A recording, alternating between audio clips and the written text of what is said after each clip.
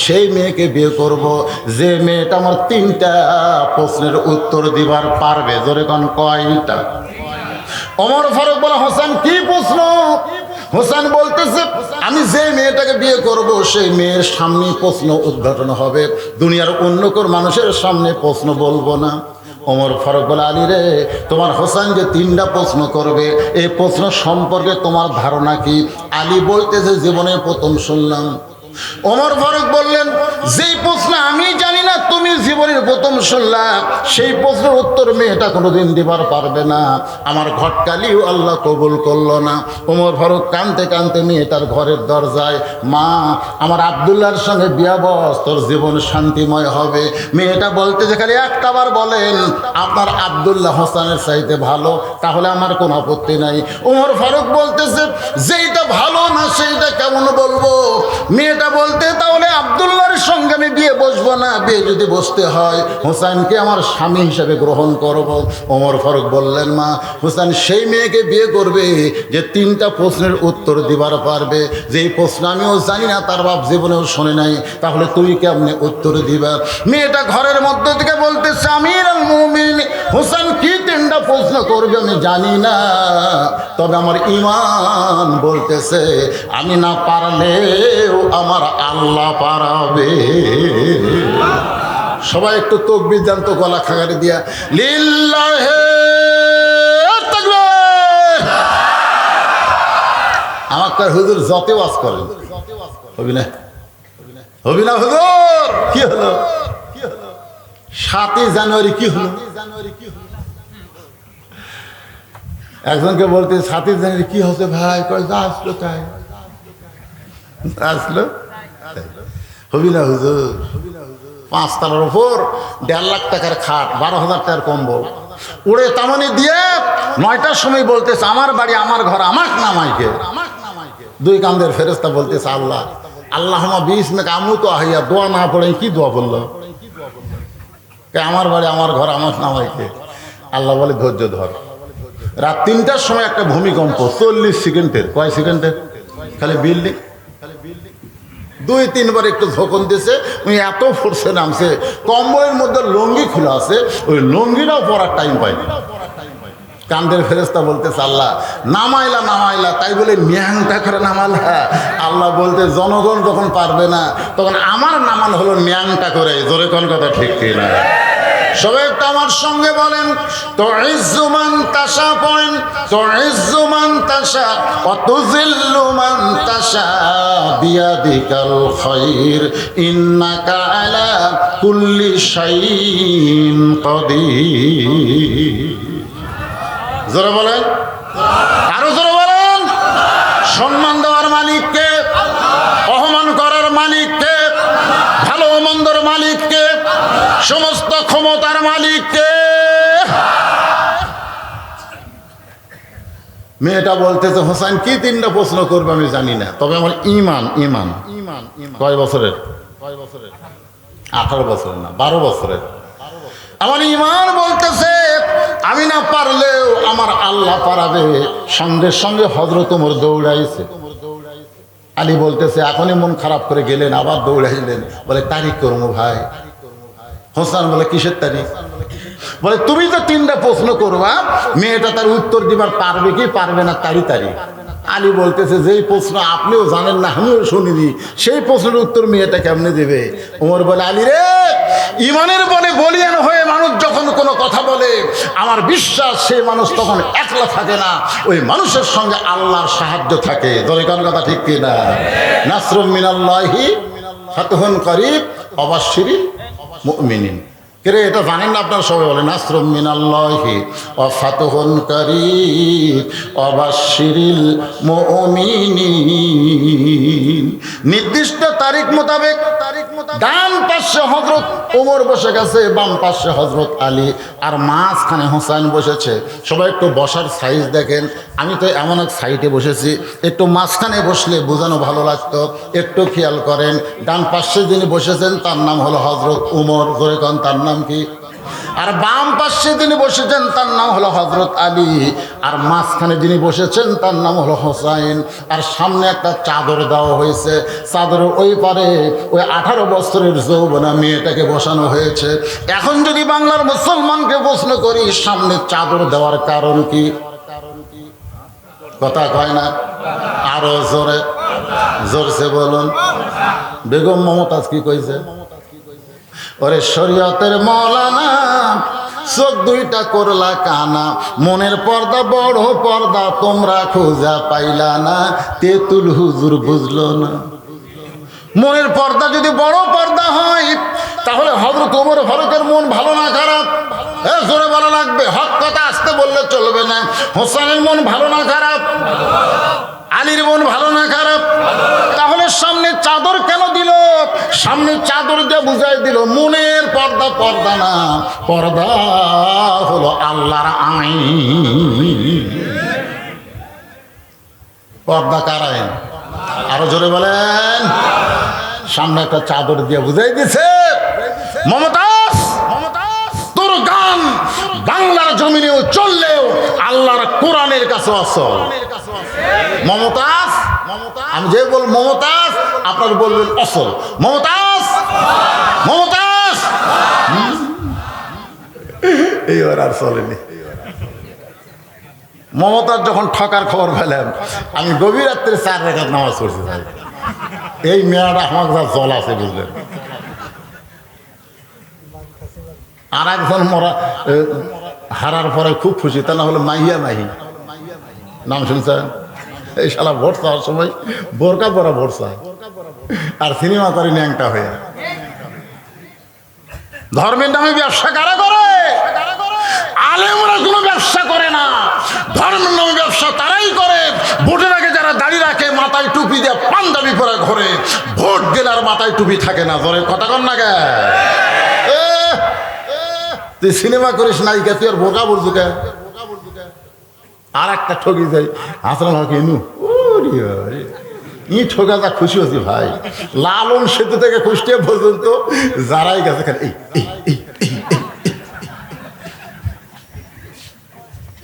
এই কিন্তু আলেমদের শত্রু। হালান ইনু চেনেন? এই ইনু কিন্তু 1 নম্বর শত্রু।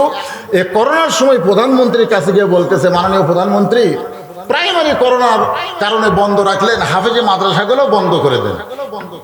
কারণ প্রাইমারি বাচ্চারাও ছোট, হাফেজি মাদ্রাসাও ছোট, বাচ্চারাও ছোট, তো করোনা ওদেরকেও ধরতে পারে, বন্ধ করে দেন। তখন প্রধানমন্ত্রী বলে, ইনু সাহেব প্রাইমারি করোনার কারণে বন্ধ হলো, হাফেজি মাদ্রাসা বন্ধ হবে না। ইনু বললেন কেন? বলে প্রাইমারি হলো নাফাক আর হাফেজি মাদ্রাসা হলো পাক। জোরে খান সুবহানাল্লাহ। আর তারা সবসময় হাত ধুয়ে উজু করে নামাজ পড়ে, এরকম করোনা ধরবি না। গোটা বাংলাদেশে ইনুর কিছু লোক কোন যন্ত্র দিয়ে খুঁজিছে যে একটা মল্লিকাম, এত হাজার হাজার হাফেজি মাদ্রাসা খোলা ছিল, করোনার সময় একটা বাচ্চাও করোনা হইয়া মরেনি। কারণ আল্লাহ কোরআনে বলেছে যতক্ষণ পবিত্র না হবে ততক্ষণ আল্লাহর কোরআন তোমরা স্পর্শ করতে পারবা না। জোরে কথা কন না কেন? প্রাইমারি স্কুলের ছেলে দাঁড়ায় পেশাব করে। আমি বললাম কে রে বাজান বস, কেমনে পেশাব করা লাগে তোর স্যার শিখাইনি? খালি মুসকে মুসকে হাসে। হাসিস খেন? বলে চাচা পেশাবখানা যায় দেখি আমার স্যারই খাড়া হয়ে পেশাব করে, আর স্যারই যদি খাড়া হয়ে আমারে, তাই বলে আমার সাহেব আপনি আবার মন খারাপ করেন না? এখনকার কতগুলা স্যার এমন একটা স্কিন প্যান্ট পরিছে বসবার পারতেছে না। তো শিক্ষা হচ্ছে আগডম বাগডম ঘরডম সাথে ঢাকঢোলক ঝাঁঝর বাজে। এই মিথ্যা শিক্ষা দিয়ে মাস গেলে 50,000 টাকা বেতন পায়। আর জালিকাল কিতাব হুদাল লিল মুত্তাকিন, এই কোরআনের সহি সুন্দর সত্য শিক্ষা যারা দেয় তাদের বেতনের কথা আজও বাংলার সংসদে আলোচনা হয় না। জোরে কোন কথা ঠিক কথা কন না? কোরআনের কত দাম! এই বাংলাদেশে মনে করবেন এলো গরিবের শিক্ষা, ফকিরের শিক্ষা। এই যাদের মাথায় পাগড়ি দেওয়া হলো খুঁজলে দেখেন একটাও চেয়ারম্যানের বেটা নয়, একটাও এমপির ছেলে নয়। গোটা বাংলাদেশে যারাই কোরআনের হাফেজ অধিকাংশই তারা গরিবের সন্তান। জোরে কোন কথা ঠিক না? আল্লাহর বান্দারা একটু মনোযোগ দিয়ে শুনবেন। ওমর ফারুক বলে, হোসাইন এখন তুমি প্রশ্ন শুরু করো। ধরে বলেন কয় প্রশ্ন? এখন তুমি প্রশ্ন শুরু করো। এবার হোসেন দাঁড়িয়ে বলতেছে, রে মেয়ে, তুমি একা একা বসে আছো, তাই বলে তুমি একলা না, বড় হোসাইন বড় একা হয়ে গেছে। ওমর ফারুক পুরার ভূতে দেখায়, বাদন কি কর? তোমার ডান পাশে আমি বসে আছি, বাম পাশে তোমার বাবা বসে আছে, এরপরে তুমি একলা কেমনি হলা? হোসেন বলে, রে মেয়ে, তুমি একা একা বসে আছো, আর আমার দুই পাশে দুইজন মহামানব দেহ নিয়ে বসে আছে। শোনো রে মেয়ে, এই দুইজন মহামানব শুধু দেহ নিয়ে আমার দুই পাশে বসে আছে, এরা মনে মনে তোমার পক্ষ নিয়েছে। আপনারা বলেন তো, ওমর ফারুক কার পক্ষে? হত আলী কথা কয় না। নির্বাচন কমিশনার কার পক্ষে? সবাই বলে নিরপেক্ষ পথ, নিরপেক্ষ। মনে মনে একটা দলের পক্ষ নিছে। একসময় 11%, কিছুক্ষণ পরে বলে 18%, ঘুমোর থেকে ওটা কয় 40। বসে আছে কোন সাইডে, আর মনে মনে পর্দার ওই পারে ওই পারে। আমার কথা কি বুঝতে পারতেছেন? কারণ ডাইরেক্ট কিছু বলা যাবে না, অ্যাঙ্গেলে মার দেওয়া লাগে। সরকার কথা ঠিক, যা বোঝেন বোঝেন, বুঝলেন বুঝপাতা, না বুঝলে তেজপাতা।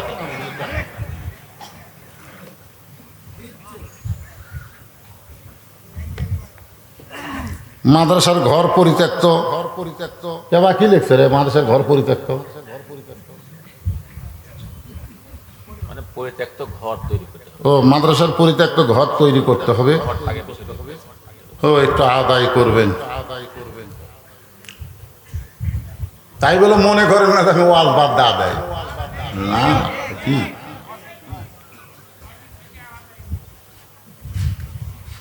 খুব ভালো লাগতেছে, ভালো লাগতেছে। রাত 12:30 বাজে গেল। হ্যাঁ না, সালাম হতো ঠিকই ভাই রে, যুবকেরা সেই চেতাছে দিছে রে। হ্যাঁ মাশাআল্লাহ, লিল্লাহু আকবার। ওমর ফারুক বলে, বাজার এখন প্রশ্ন করো। কারণ ওমর ফারুক বুঝবার পারছে আমরা দুইজন নিরপেক্ষ নই, আমরা মনে মনে মেয়েটার পক্ষ নিয়েছি। এখান থেকে প্রমাণ হলো কেউ নিরপেক্ষ না, স্বয়ং আল্লাহ তাআলাও নিরপেক্ষ। আল্লাহ নিরপেক্ষ।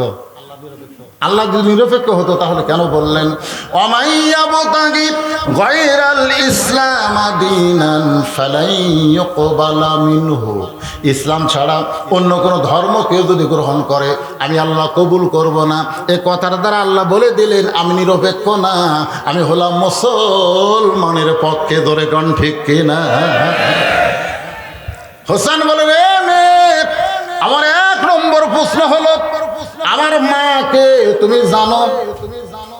আমার মাকে তুমি জানো? একটু মনোযোগ দিয়ে শুনবেন। আমার মাকে তুমি জানো? আমি কোন মায়ের সন্তান? কারণ সন্তানকে চিনতে গেলে তার মাকে জানার দরকার আছে না নাই? এ দরকার আছে না নাই? সঙ্গে সঙ্গে পর্দার উপর থেকে মেয়েটা বলে, হোসাইন আমি আপনার মাকে চিনি। হোসেন প্রশ্ন করেছে, আমার মাকে জানো? সঙ্গে সঙ্গে মেয়েটা বলে, হোসাইন আমি আপনার মাকে চিনি। যেই বলছে চিনি, ওমর ফারুক জিব্বাত কামড় খাইছে, আর হযরত আলী চোখটা দর দর করে পানি পড়তেছে। ওমরের জিব্বাত কামড় খাওয়ার কারণ হলো হোসাইন এমন একটা মেয়ের কথা বলেছে, তাকে দুনিয়ার মানুষ জানতে পারে কিন্তু কেউ চিনতে পারবে না। কারণ পরিমনিরে চেনা যায়, মওলানা বদরুদ্দোজের বউরে কোনোদিন চেনা যায় না।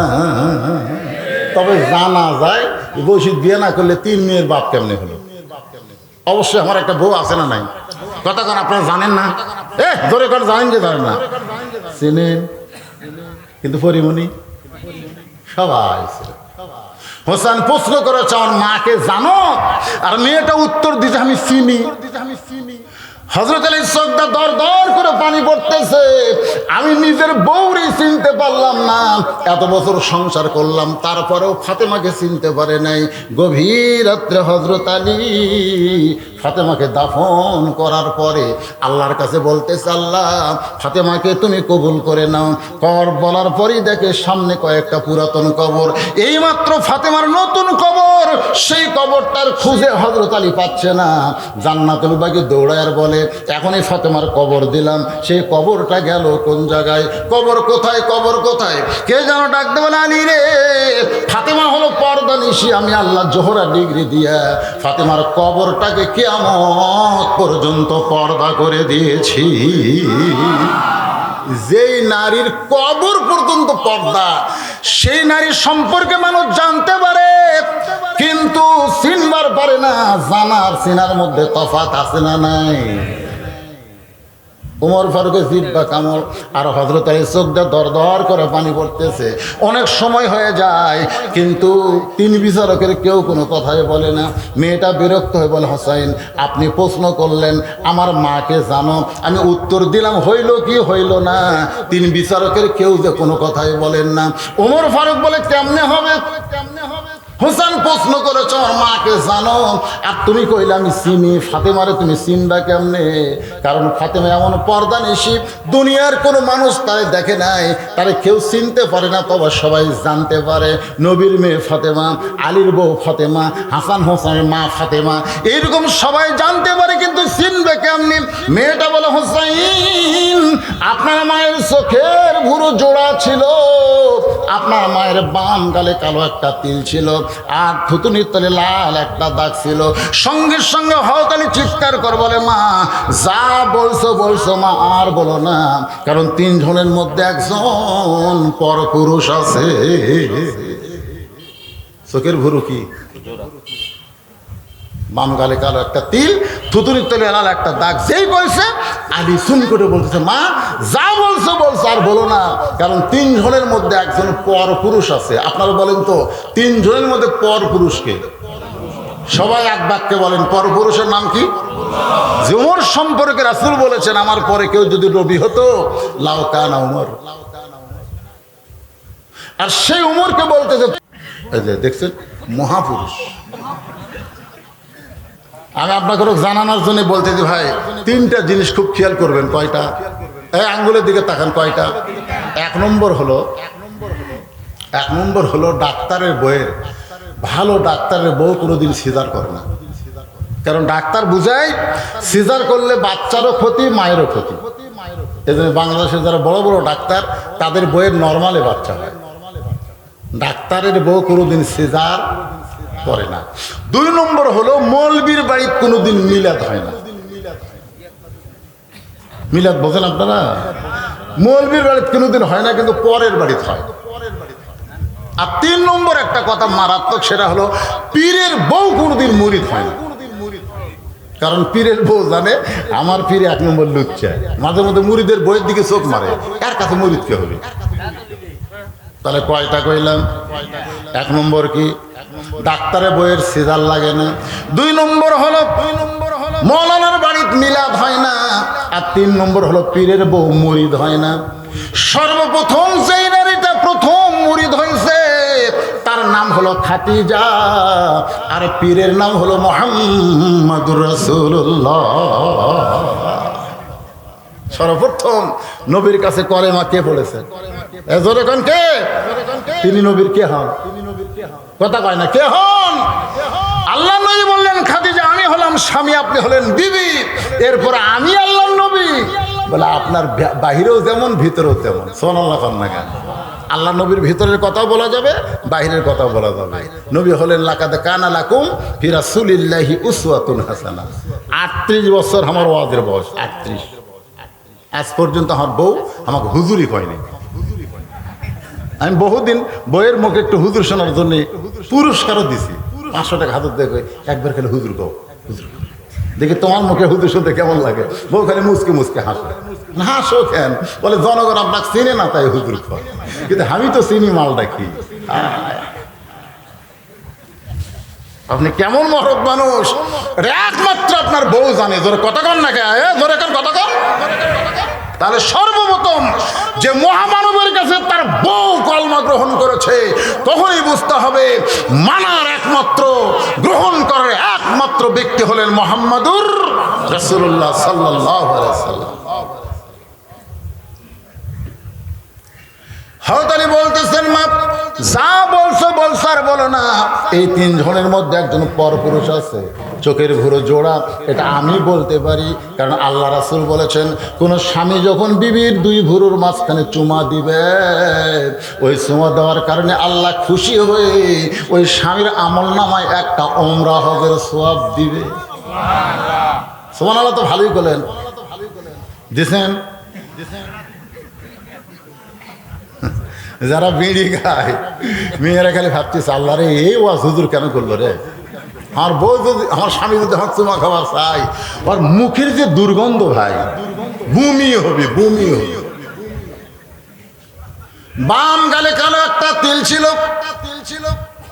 থুতুরের তলে লাল একটা দাগ ছিল। হাসান হোসেন বলতে পারে, কারণ ফাতেমা তার মা হওয়ার কারণে। তুমি কেমনে বললে মা, তুমি কেমনে বললে মা?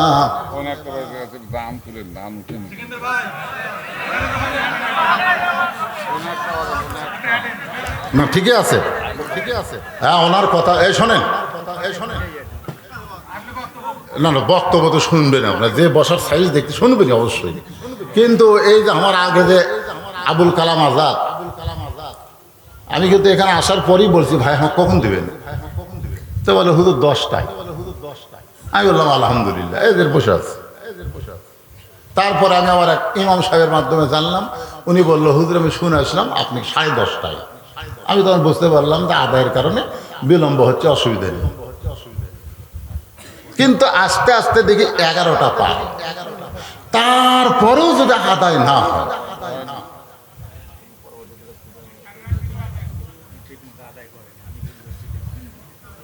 আপনারা বিশ্বাস করেন যে এই কোরআন হলো পৃথিবীর সবচাইতে দামি, এইটাই আপনাকে বোঝানোর জন্য আলোচনা করতেছি। বিশ্বাস করেন? কারা কারা করেন আল্লাহকে একটু হাত দেখেন তো দেখি।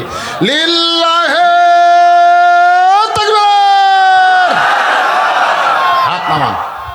যেই কোরআন নাজিল হওয়ার কারণে, যেই রাতে নাজিল হয়েছে, ওই রাতের দাম হলো 1000 মাসের চাইতে বেশি। একই গাছের কাঠ দিয়ে 3টা জিনিস বানাচ্ছে, একটা খাট, একটা সোফা আর একটা রেহাল। আপনারা বলেন তো দাম বেশি কার? কেন হলো? খাটের সাথে মানুষের সম্পর্ক, সোফার সাথে মানুষের সম্পর্ক, আর রেহালের সাথে আল্লাহর কোরআনের সম্পর্ক। আপনার গায়ে যতই 400 টাকা 1000 টাকা দামের কাপড় থাক না কেন, কোরআনের উপরে যদি 40টা গজের কাপড় থাকে, আপনারা বলেন তো কোন কাপড়ে চুমা খাবেন? তাহলে একটা সামান্য কাপড় কোরআনের সঙ্গে পরশ লাগার কারণে, একটা কাঠ কোরআনের সংস্পর্শ করার কারণে তাদের যদি দাম বাড়া যায়, আজকে সেই কোরআনের মাদ্রাসাতে একটা ঘর লাগবে। সেই ঘর বানানোর জন্যে, কোরআনের ঘর তৈরি করার জন্যে কোরআন পাগল যারা আছেন, আমি তাদেরকে বলবো ভাইজান, এই কোরআন এই মাদ্রাসায় আপনাদেরকে দান করা লাগবে। একটা কোরআন মনে করেন 500 টাকা দাম, একটা কোরআন ধরেন 500 টাকা। যাদের বাপ মা কবরে গেছে, বাপ মার জান্নাতের জন্যে 500 টাকা দান করবেন, আল্লাহ আপনার কোরআন দান ওসিলায় বাপ মার কবরকে জান্নাত দিবে। কেউ যদি বলে হুজুরে একটা না আমি 10টা দেবো, 5000 টাকা দেন। আমি 10টা না 20টা দেবো, 10,000 টাকা দেন। আজকের দান হবে কোরআন দান। জোরে কাল সুবহানাল্লাহ। এমন কোন আল্লাহর পাগল আছেন যে হুজুর এই কোরআনের ঘর, নবীর ঘর, মাদ্রাসা বানানোর জন্যে আমি 10টা কোরআন শরীফ বাবদ 5000 টাকা দান করব। কোরআন দানের সওয়াব যেন আল্লাহ আপনার বাপ মার কবরে দেয়। 10টা মিনিট আমি এটা আদায় করি, কারণ আদায় যদি নেই হয় তাহলে তো মাদ্রাসা চলবে না, বন্ধ হয়ে যাবে। হ্যাঁ, এই উঠলো কে রে, উঠলো কে? শোনেন, এই সময় যারা উঠবি, আমরা কোরআন শরীফে দোয়া করবো, আল্লাহ যেন এরকে প্যারালাইসিস দেয়। ধরে এখন কি দেয়? দান করার জন্য উঠলে অসুবিধা নেই, সাইড মারার জন্য উঠলে আর হাত পা প্যারালাইসিস হবে। কারণ কোরআনের অভিশাপ আছে না নাই? লোকেরা কোনোদিন ভুরুর কথা, গালে তীরের কথা, থুতিনের তলে লাল দাগের কথা বলতে পারবে না। মুরব্বী, আমি রোমের জেলখানার মধ্যে যখন বন্দি ছিলাম, রোমের জেলখানার মধ্যে যখন বন্দি ছিলাম, ওই বন্দি থাকা অবস্থায় শেরদিল কারারক্ষী আমাকে সকালবেলায় 3টা চাবুক, বিকালবেলা 3টা চাবুক মারত। এই চাবুকের আঘাতে জর্জরিত হয়ে একসময় আমি বিরক্ত হয়ে বললাম, আল্লাহ তুমি আছো আসমানে, আর নবী আছে মদিনায়, এই রোমের জেলখানায় আমাকে দেখার মতন কেউ নাই। যেমন ফিলিস্তিনের মুসলমান এখন বলতেছে, মাতা নাসরুল্লাহ, আল্লাহ তুমি কোথায় আছো? তোমার বাইতুল মুকাদ্দাসকে রক্ষা করতে গিয়া এ পর্যন্ত 30-32 হাজার মুসলমান শহীদ হয়ে গেল, 72,000 ফিলিস্তিনকে তারা হাসপাতালে দিয়ে দিল। আর ঈদের দিনে, এই যে ঈদের দিনে এই ইসরায়েলি ইহুদির বাচ্চা শয়তানেরা 122 জন মুসলমানকে হত্যা করলো। বাংলাদেশের মুসলমানেরা ফটকা ফুটায়, বাংলাদেশের ছোট ছোট বাচ্চাদের হাতে টাকা দেয়, ফটকা কিনে তারা ফুটায়। আর ফিলিস্তিনের বাচ্চারা ঘাসের পাতা জুস করে পান করে, ধরে কোন ঠিক কিনা? বিরক্ত। আল্লাহ আছে আসমানে, নবী আছে মদিনায়, এই রোমের জেলখানায় আমাকে দেখার মতন কেউ নাই। মেয়েটা বলে, মুরব্বি এই কথা বলে কানতে কানতে আমি ঘুমায় যাই। ঘুমের ঘরে আমি স্বপ্নে দেখতে পাই আমার শিওরের পাশে নূরের একটা পুতুলি বসে বসে আমার মাথায় হাত বুলিয়ে দেয়। আমি বললাম, কে গো আপনি? জান্নাতের হুরি না বেহেশতের পরী? এত সুন্দরী। আমাকে বলতেছে, মা আমি জান্নাতের হুরিও না বেহেশতের পরীও না, আমি হলাম জগৎ বিখ্যাত মা ফাতেমা। মেয়েটা বলে, হোসাইন আমি স্বপ্নে আপনার মায়ের মুখের দিকে তাকাই দেখি তার চোখের ভুরু জোড়া দেখতে পাই, বাম গালে কালো একটা তিল দেখেছি, থুতুনিতে লাল একটা দাগ দেখতে পাই, এর বাহিরে আর কিছু দেখার সুযোগ নাই। সঙ্গে সঙ্গে হোসেন বলে, রে মেয়ে, 1 নম্বর প্রশ্নের উত্তর যেমন আশা করেছিলাম এর চাইতে তুমি 100 গুণ সুন্দর দিয়েছ। ওমর ফারুক বলে, হোসাইন তাহলে এখন তুমি 2 নম্বর প্রশ্ন করো। এবার হোসেন বলে, রে মেয়ে, আমার 2 নম্বর প্রশ্ন হলো 6 বছর বয়সে তুমি ঈমান কেমনে পাইলা? তোমার দাদা খ্রিস্টান, তোমার বাবা খ্রিস্টান, যে দেশে তুমি জন্মগ্রহণ করেছো ওই রোমের সমস্ত মানুষ হলো খ্রিস্টান, ওই খ্রিস্টানদের দেশে 6 বছরে তুমি কেমনে ঈমান পাইলা?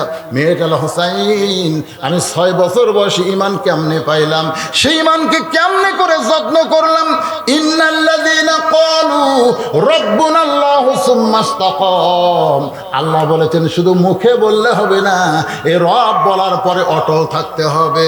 মেয়েটা বলে, হোসাইন রে, আমি দুনিয়ার সাধারণ কোনো মানুষের সন্তান না, আমার দাদা হলো রোম সম্রাট কাইসার। মেয়েটা যেই মাত্র বলেছে আমার দাদা হলো রোম সম্রাট কাইসার, সঙ্গে সঙ্গে ওমর ফারুক চমকে উঠছে, কারণ ওই সময় 2টা পরাশক্তি ছিল, একটা পরাশক্তি হলো রোম আর একটা হলো পারস্য। মেয়েটা বলে, হোসাইন রে, আমার দাদা বিকাল বেলায় আমাদের অন্দর মহলে গিয়ে বলে, নাতনি রে, আজকে রোমের রাজ দরবারে খেলা হবে, তুই কি খেলা দেখতে যাবি? খেলা হবে, জোরে কোন কি হবে? খেলা হবে। বাংলাদেশেও কিন্তু খেলা হওয়ার কথা আছে, আছে না নাই? ছোট ছোট বাচ্চারা এমন ভাবে মোবাইলের গেম দেখে, ভাত খাওয়ার সময় মোবাইল চালু না করলে ও ভাত খায় না। বলে, হুজুর আমার বাচ্চা কান্দে, একটু দোয়া দরুদ পড়ে ফুঁক দেন। দোয়া দরুদ ফুঁক দিলাম, কান্না থামে না। পানি পড়া দিলাম, পানি পান করায়, তাও কান্না থামে না। 1-8 মাস পরে বললাম, মা কান্নার খবর কি? বলার কান্দে না। আর বাপ একটা মোবাইল কিনে দিছে, যখনই কান্দে তখনই গেম চালু করে দেই। এখন মোবাইল দেখে আর বাচ্চা কান্দে। বাংলাদেশে খেলা, এমন মানুষও খেলা খেলবার চায়, মাজা ধরে খাড়া করে দেওয়ার পরে 2 জন মাজা ধরে থাকে, আবার হাত বাড়ায় বলে খেলা হবে, খেলা হবে। খেলবার গেলে মাজার বল থাকার দরকার আছে না নাই? এ জোরে করে আছে না নাই? আল্লাহর বান্দারা, রোম সম্রাট কাইসার বলে, নাতি রে, আমার রোমের রাজ দরবারে খেলা হবে, তুই কি খেলা দেখতে যাবি? মেয়েটা বলে, হোসাইন আমার বয়স হলো তখন মাত্র 6 বছর, আমি দাদার সঙ্গে বিকেলবেলা রাজ দরবারে খেলা দেখতে আসলাম। আমার জন্য দাদা একটা বসার চেয়ার করলো, আমি চেয়ারে বসে বললাম, দাদু ভাই খেলা দেখার কথা বলে আপনি নিয়ে আসলেন, খেলাটা কোন জায়গায়? আমার দাদা বলে, ওই যে তাকায় দেখ। মেয়েটা বলে, হোসাইন আমি তাকায় দেখি একটা মানুষের 2টা হাত রশি দিয়ে বেঁধে রাখছে, ওই মানুষের 2টা চোখ কালো কাপড় দিয়ে বেঁধে রাখেছে, ওই মানুষের 2টা পা লোহার শিকল দিয়ে আটকায় রাখছে। আমি বললাম, দাদা ভাই খেলা দেখার কথা বলে নিয়ে আসলেন, কিন্তু একটা মানুষকে আমি দেখতে পাই, যার চোখ বান্ধা রাখছেন, হাত দড়িতে বেঁধে রেখেছেন, বাঁ শিকল আটকে রাখছেন। আমার দাদা বলতেছেন, আপনি রে তুই ছোট্ট মানুষ, তুই বুঝবি না, ওইটা মানুষ না রে, ওইটা মানুষ না, ওইটা হইল মুসলমান।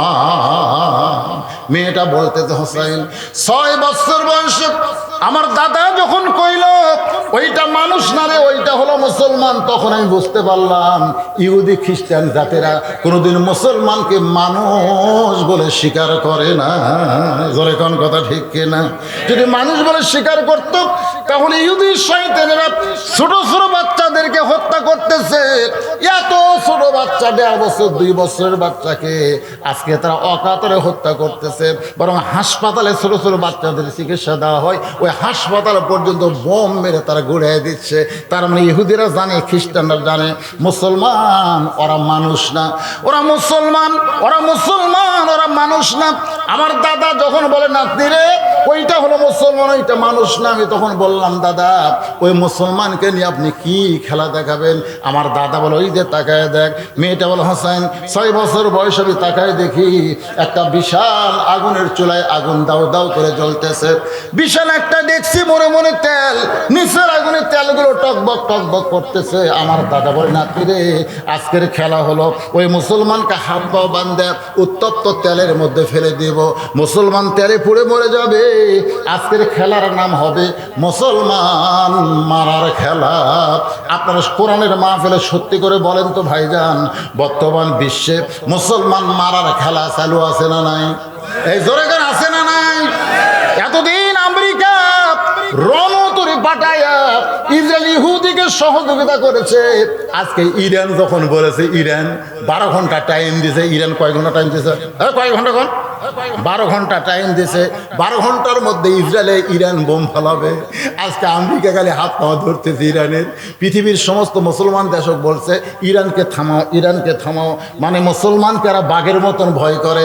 মুসলমান যদি একবার হুঙ্কার মারে, চোর যত বড় শক্তিশালী হোক না কেন, বাড়িওয়ালা যদি পঙ্গু হয়, আপনারা বলেন তো চোরের শক্তি বেশি না বাড়িওয়ালার শক্তি বেশি?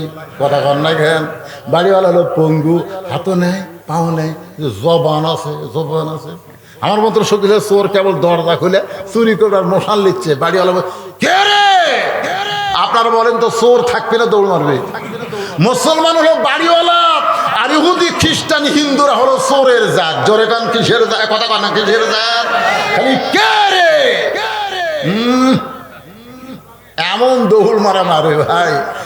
আল্লাহ রাসূল বলেছে, ঈসা আলাইহিস সালাম বসে আছে, বুঝলেন? সাইয়ের মধ্যে যখন দুনিয়াতে আসবে এমন যুদ্ধ হবে রে, গোটা পৃথিবী আল্লাহ মুসলমানক দিয়ে দিবে। তখন কাফেররা পাহাড়ের গুহার মধ্যে লুকাবে। তখন কোন জায়গায় কাফেররা লুকে আছে? মেয়ে মানুষেরা যেরকম উকুন বাসে, উকুন বাসা দেখছেন? উকুন বাসা দেখেন আপনারা? আমার বড় মেয়ে আমার বইয়ের মাথার উকুন তুলতেছে, তুলতে কয়, মা এটা ফুতালি, ফুতালি তো মার। তখন এই ফুতালি এ লোকের এই কিন্তু মামা এ ঢেলা ঢেলা, তখন ঢেলা মানে বড়, ওটাই বুড়ে আঙ্গুলতে। একদিন গোটা বিশ্বে ইহুদির বাচ্চা, হিন্দুর বাচ্চা, কাফেরদের বাচ্চাদেরকে মুসলমান উকুন বাসার মতন মারবি। ধরে কোন কথা ঠিক? কথা কি মনে করতেছে? এইভাবেই চলবে পৃথিবী? এভাবে চলবে না। এই কোরআন যে কত বড় দামি কিতাব, এইটা বোঝানোর জন্য বলতে যে ভাইদের একটু মনোযোগ দিয়ে শোনেন। মেয়েটাউল হোসেন আমার দাদা বলতেছে, ওই মুসলমানকে উত্তপ্ত তেলের মধ্যে ফেলে দেব, মুসলমান পুড়ে মরে যাবে। আজকের খেলার নাম হলো মুসলমান মারার খেলা।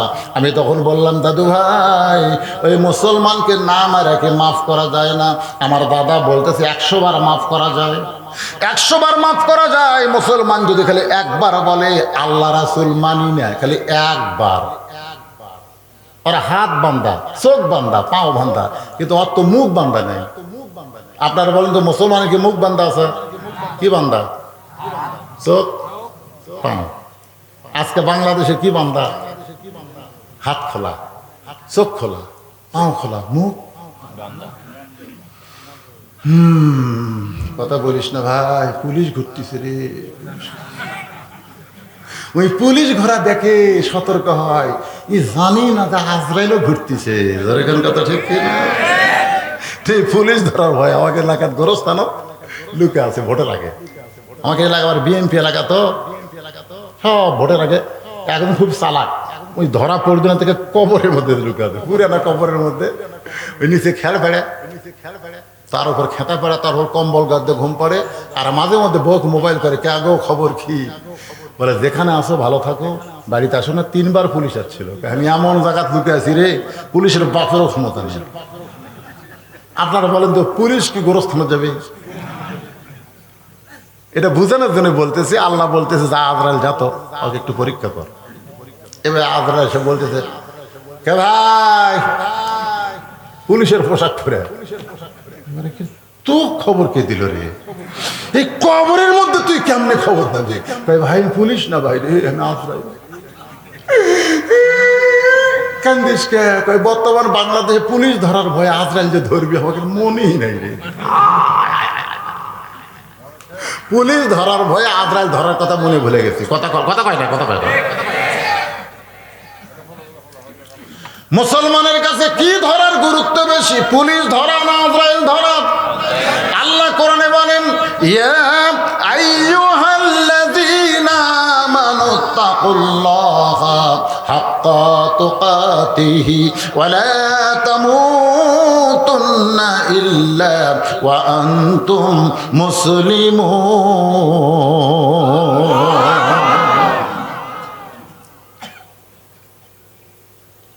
খালি একটা বার যদি বলে আল্লাহ রাসূল মানি না, তাহলে চোখের বাঁধন খুলে দিব, হাতের বাঁধন খুলে দিব, পায়ের শিকল খুলে দিব। মেয়েটা বলে, হোসেন আমি ছোট্ট মানুষ। মুসলমানের সামনে গিয়ে বললাম, মুসলমান আপনাকে মারার জন্য বিশাল আগুনের চুলা জ্বলতেছে, মনে মনে তেল ডেকসির মধ্যে টকবক করতেছে, একটা বার খালি বলেন আল্লাহ রাসূল মানি না। মুসলমান চিৎকার করে বলে, মা তুমি ছোট্ট মানুষ, তোমার কাছে জীবনের দাম বেশি, কিন্তু যারা মুসলমান হবে তাদের কাছে জীবনের চাইতে ইমানের দাম হলো কোটি গুণ বেশি। এই যুবকেরা, তোমাদের কাছে জীবনের দাম বেশি না ইমানের দাম বেশি? তুমি যতই চেষ্টা করো বা জান, তুমি তোমার জীবন বাঁচাবার পারবা না। তবে এই কোরআনকে যদি একটু গ্রহণ করো, কোরআনকে মহব্বত করো, এই কোরআনের ওসিলায় আল্লাহ তোমার ইমানকে বাঁচাইয়া দিবে। মুসলমান চিল্লায় বলতেছে, দরকার হলে জীবন দিব, কিন্তু আল্লাহ রাসূল ছাড়বো। মেয়েটা বলে, হোসাইন সঙ্গে সঙ্গে আমার দাদা রাগ করে বলতেছে, সৈন্যরা ওকে হাত পাও বান্ধা তেলের মধ্যে ফেলে দাও। আমি তখন বললাম, দাদু ভাই একটা জীবিত মানুষকে আপনি পুড়ে মারবেন, এই মরার খেলা আমি দেখতে চাই না। আমার দাদা বলে, দেখার জন্য তোরে নিয়ে আইছি, দেখাই লাগবে।